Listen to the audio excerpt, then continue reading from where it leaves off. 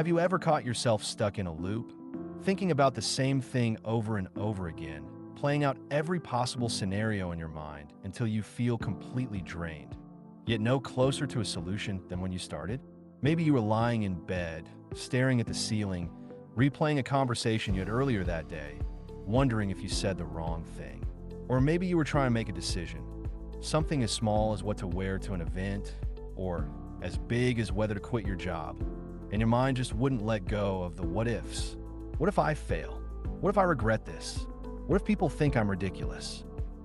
Overthinking is one of those things we often normalize because it feels like thinking, and thinking is good, right? We're taught to be thoughtful, to consider options carefully, to prepare, to anticipate. But what happens when that thinking never stops? When it becomes a cycle of worry, self-doubt, rumination, and fear. That's when thinking turns against us. That's when it stops helping and starts hurting. In this video, I want to talk to you about something that has quietly and in many cases destructively infiltrated so many lives: overthinking. I'm not here to tell you you're broken. I'm not going to throw random advice at you or quote studies like a textbook. What I want to do is have an honest conversation. Let's explore how overthinking works, how it takes hold, what it does to your mind and body, and most importantly, how you can begin to loosen its grip. Not with quick hacks, but with a deeper understanding and a shift in the way you relate to your own mind. Let's take a breath together, in and out. This isn't about fixing you because you're not broken. This is about freeing yourself from a mental trap that so many of us fall into and learning to live with a mind that doesn't hold you hostage anymore. Overthinking often begins innocently. A thought comes in.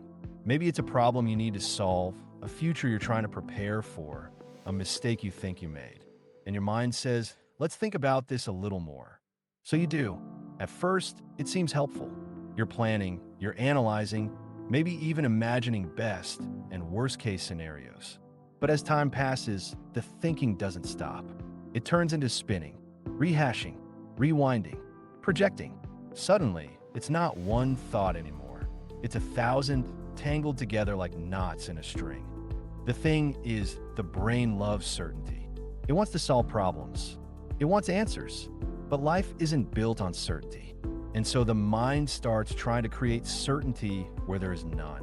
That's when overthinking kicks in as a defense mechanism. It's your brain's way of saying, if I can just think this through enough, I'll feel better. I'll be safe. But instead of clarity, you end up with exhaustion. Overthinking creates the illusion of control. But it's just that, an illusion. No amount of mental rehearsal or hypothetical preparation can guarantee the outcomes you want. Life will still be uncertain. People will still be unpredictable. Mistakes will still happen.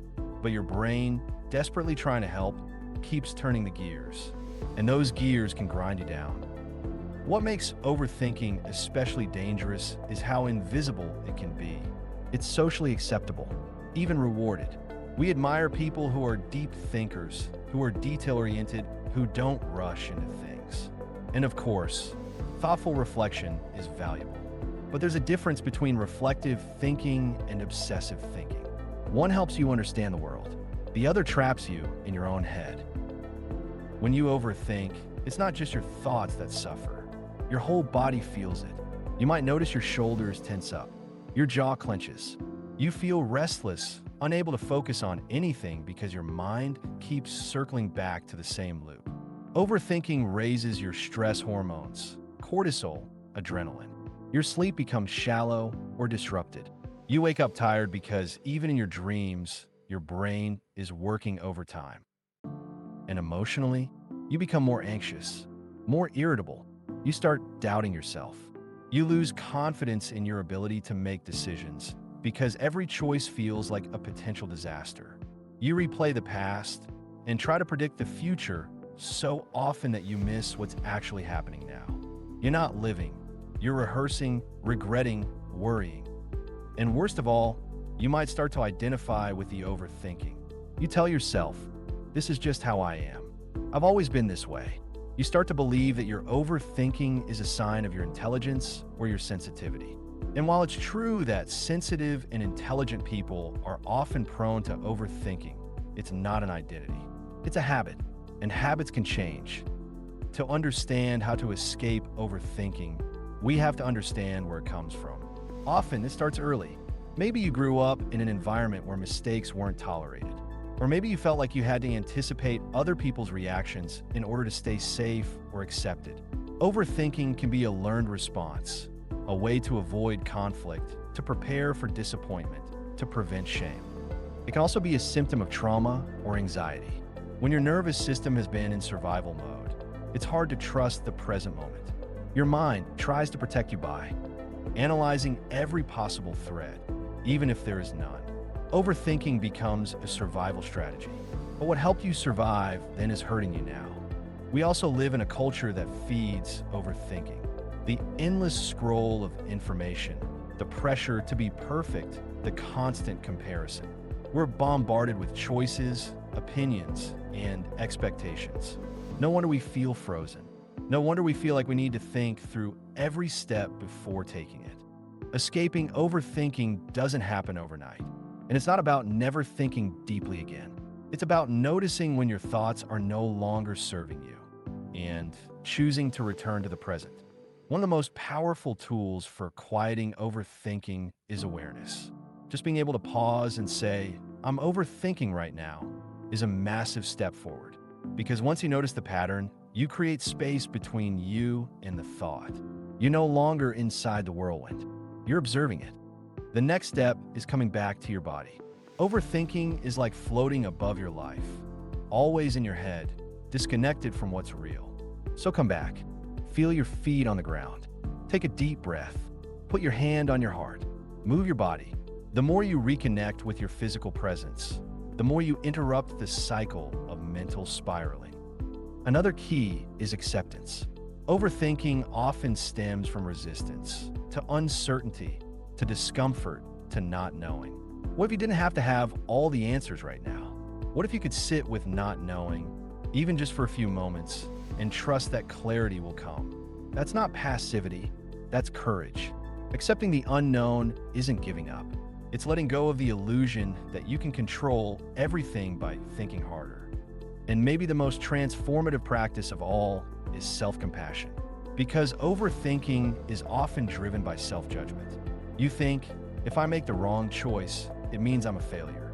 If I say the wrong thing, I'll lose people. If I don't prepare enough, I'll be exposed. But what if you could trust yourself to handle whatever happens? What if you could believe that you are allowed to make mistakes, to learn, to grow, to not know? You don't have to think your way into worthiness. You already are.